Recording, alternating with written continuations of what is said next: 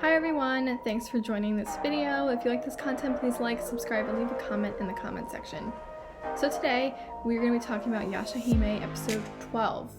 So, with that, I would love to say that we have finally made it out of filler land. This episode was so jam-packed. I feel like this episode was like 2 episodes combined. It was so awesome. So we got a lot of action. We got a really good fight that had multiple layers to it. So Nico-san comes on. He's this guy who's kind of been told by Kontan, one of the 4 perils, hey, go after the Yashahime princesses. The girls both are led there. One Moroha for the bounty, and then the twins through the Demon Slayers. And then the Demon Slayers say that they'll eventually meet up with them. Okay, there though, Setsuna realizes that Towa's acting a little different. And guess what? It's the night of the new moon. Just like Inuyasha, Towa is a half demon and she becomes human. Her hair grows a little bit longer and her hair gets a little bit darker. And while this is happening, Moroha builds a barrier to kind of protect her. And Setsuna goes after what she thinks is Nico-san's head, but it's actually just magic and it wasn't actually him, and he's actually waiting to get the girls.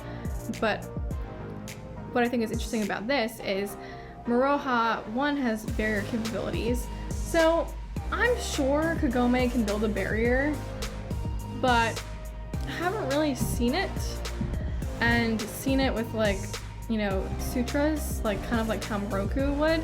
So it's really cool to see, because I'm like, who taught this to Moroha? I mean, it's awesome, and I love seeing her use her spiritual energy. That's really great. And then also, one thing that was really interesting was, on top of that, Towa is a human, but Setsuna, totally fine. And the whole time Towa's thinking, oh, I have to make sure Setsuna's okay, because the same thing has to be happening to her. Now, we see that when the new moon comes, different things happen to different demons. So Naraku, for example, was able to pick whenever he wanted to be weaker or human, whatever. And Inuyasha didn't have that luxury. So it seems like Towa is the only one affected by this new moon, no one else is. So that's something I think that's really important to note. I also thought it was interesting that her hair grew. What's up with that? I would have loved to see her hair grow longer, like maybe her mom.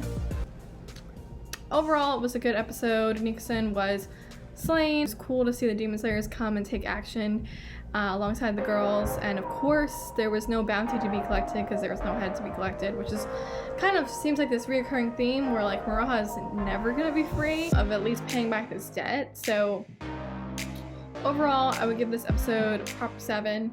A lot of action. We got to see a little bit more about Towa and her powers and kind of what's going on there.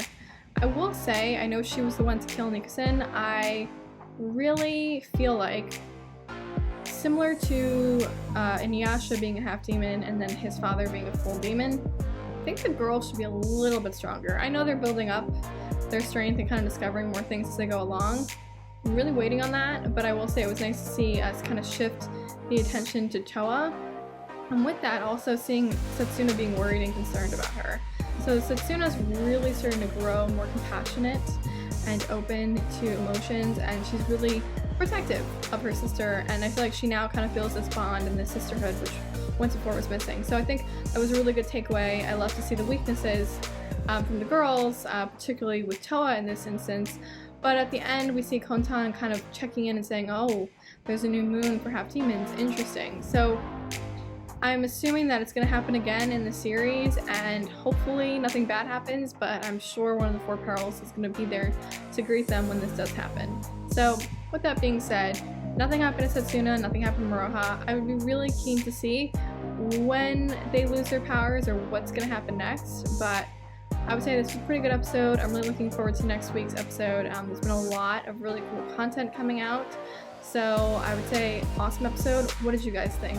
Like, subscribe, and leave a comment in the comment section.